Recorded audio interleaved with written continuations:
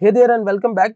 इस वीडियो से हम लोग शुरुआत कर रहे हैं हमारे एक रियल लाइफ एप्लीकेशन की, जिसकी हम लोग एपीआईज बनाने वाले हैं। एप्लीकेशन क्लाइंट एंड पर किसी भी टेक्नोलॉजी में बनाया जा सकता है, बट एपीआई जो है वो हम लोग लारावेल में बनाने वाले हैं और ये एक सब्सक्रिप्शन बेस्ड ऐप होने वाला है।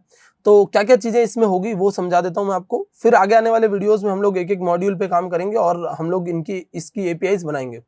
सो सबसे पहला जो हमारा मॉड्यूल है वो है यूजर मॉड्यूल। ठीक है, ओके। यूजर मॉड्यूल में हमारे पास रजिस्ट्रेशन है, लॉगिन है, चेंज पासवर्ड है, फॉरगॉट पासवर्ड और यूजर डिटेल्स है।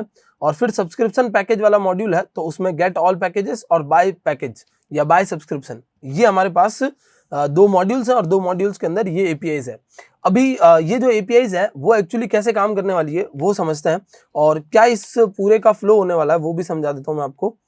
तो हम लोगों को क्या करना है, हम लोगों को सबसे पहले एक यूजर रखना है और एक सब्सक्रिप्शन का टेबल रखनी है। मतलब अगर टेबल के रेस्पेक्ट में बात करें तो वैसे हम लोग बात करते हैं कि ये हमारा एक मोबाइल ऐप है, समझ लीजिए कोई। ठीक है, ये हमारा एक मोबाइल ऐप है और इस मोबाइल ऐप पर हम लोग चाहते हैं कि हम लोग कुछ सब्सक्रिप्शन सेल करें। ओके, ये मोबाइल ऐप है हमारा और इस पे हम लोग सपोज कुछ सब्सक्रिप्शन सेल करते हैं, मतलब हम लोग इस पे कुछ सर्विस प्रोवाइड करते हैं। अब वो सर्विस कुछ भी हो सकती है, वो हम लोग उस पर हम लोग नहीं जा रहे हैं फिलहाल। हो सकता है वो किसी जिम का ऐप हो जो क्या करता है, आपको एक्सरसाइज बताता है कि कौन सी एक्सरसाइज आपको करनी है, कितने बजे करनी है, क्या क्या चीजें, वो सारी चीजें अलग केस हो गया। ठीक है, या हो सकता है वो कोई बिल का ऐप हो सकता है वो कोई अकाउंट्स का ऐप हो सकता है वो कोई इन्वेंट्री का ऐप हो, कोई भी ऐप हो सकता है। ठीक है, या कोई भी एप्लीकेशन हो सकता है जो क्लाइंट साइट पर चल रहा हो। हम लोग इसके अंदर सिंपल से दो मॉड्यूल्स बनाएंगे, ज्यादा मॉड्यूल्स नहीं बनाएंगे। वैसे आप जिम, बिल, अकाउंट्स इनकी बात करो तो बहुत सारे मॉड्यूल्स और बन सकते हैं, बट हम लोग फिलहाल सिंपल से दो ही मॉड्यूल्स बनाएंगे। एक मॉड्यूल होगा हमारा यूजर का और दूसरा हमारा सब्सक्रिप्शन का। ठीक है, यानी पैकेजेस का, सब्सक्रिप्शन ना बोल के अगर आप पैकेजेस की बात करो तो भी चलेगा। ठीक है, तो ये जो यूजर का मॉड्यूल होगा इसमें यूजर्स होंगे और पैकेजेस के अंदर क्या होंगे, सब्सक्रिप्शन पैकेजेस होंगे। मतलब इस ऐप के अगर आपको प्रीमियम फीचर्स यूज करना है, प्रो बनना है, इसमें प्रो यानी प्रीमियम फीचर अगर आपको इसके यूज करना है तो आपको क्या करना पड़ेगा, सब्सक्रिप्शन खरीदना पड़ेगा। और ये जो यूजर है वो पहले अपने आप को रजिस्टर करेगा इस ऐप पर, फिर लॉगिन करेगा, लॉगिन करके पैकेजेस देखेगा कि अच्छा ये पैकेजेस है इतने दिन के लिए। जैसे सपोज कोई पैकेज हो गया 300 रुपए में 30 डेज। ठीक है, और फिर कोई पैकेज हो गया सपोज कि 500 रुपीज में 60 डेज। ओके, 60 डेज का पैकेज हो गया।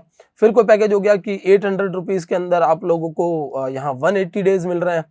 ठीक है, तो इस तरीके से पैकेजेस होगा ये।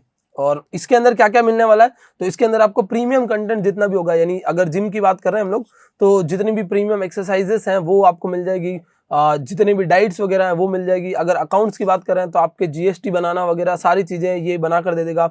बिल में बात कर रहे हैं तो अलग अलग बिल के फॉर्मेट स्टोर करना, जितनी भी चीजें हैं वो ये प्रो फीचर में खुलने वाली है। कैसे, अगर आप ये सब्सक्रिप्शन बाय करते हो तब।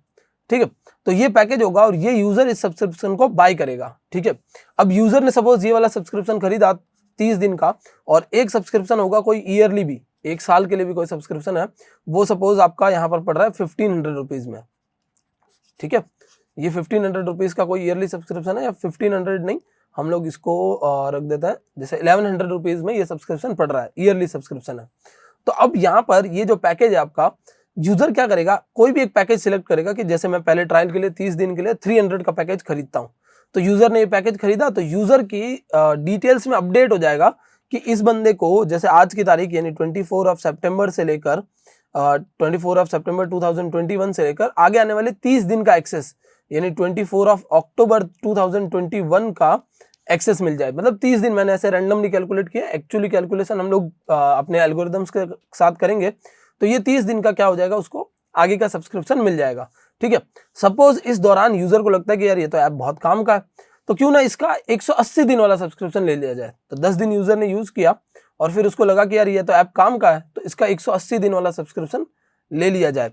तो 10 दिन निकलने के बाद जो तारीख आएगी, वो तारीख जो भी होगी, मतलब जैसे मैं मान लेता हूँ 4 सितंबर होगी, तो 4 सितंबर को उसने क्या किया, 1 ईयर या 6 मंथ्स का सब्सक्रिप्शन लिया, 180 दिन का सब्सक्रिप्शन उसने खरीदा।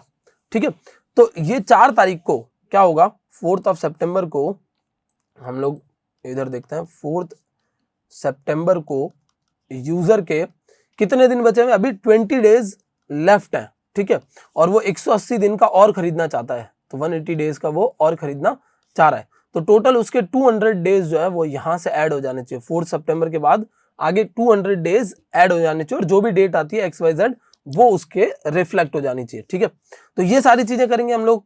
साथ साथ में एक यहाँ पर ऑर्डर का भी मॉड्यूल रहेगा। ठीक है, जो मैंने वहां पर लिखा नहीं, एक्चुअली यूजर और सब्सक्रिप्शन तो होगा, बट एक ऑर्डर का भी मॉड्यूल रहेगा। ऑर्डर में क्या होगा कि यूजर ऑर्डर प्लेस जब करेगा, मतलब जब वो कुछ खरीद रहा है तो ऑर्डर प्लेस कर रहा है, तो जब वो ऑर्डर प्लेस करेगा तो इसमें रिकॉर्ड जाने वाला है, इसमें एंट्री जाने वाली है। और एक ट्रांजेक्शन जो होगा, अगर आप पेमेंट गेटवे लगाते हो तब का केस है ये, तो ट्रांजेक्शन का भी रिकॉर्ड रहेगा कि अच्छा इतने बजे इस बंदे ने ये ऑर्डर आईडी पर इतने पैसे ट्रांसफर किए थे या इतने पैसे का ट्रांजेक्शन हुआ था। ठीक है, तो ये पूरा हमारा कंप्लीट रहने वाला है। एक बार मैं मोटा मोटा वापस बता देता हूं आपको।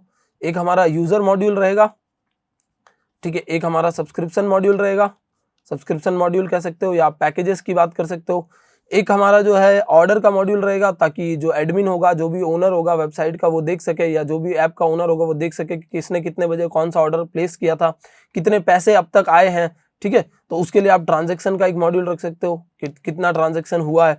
तो ये कुछ मॉड्यूल्स हमारे रहेंगे और इनको इंटीग्रेट करके हम लोग कुछ एपीआईज बनाएंगे और ये ऑथेंटिकेटेड एपीआईज होगी सारी। तो जो पोस्टमैन आपको पिछले वीडियो में मैंने समझाया है उसके थ्रू इस चीज को इंप्लीमेंट करेंगे। अब नेक्स्ट वीडियो में हम लोग बात करेंगे जो हमारे एपीआईज बनती है उनके डॉक्यूमेंटेशन को हम लोगों को साथ साथ में मैनेज करना होता है।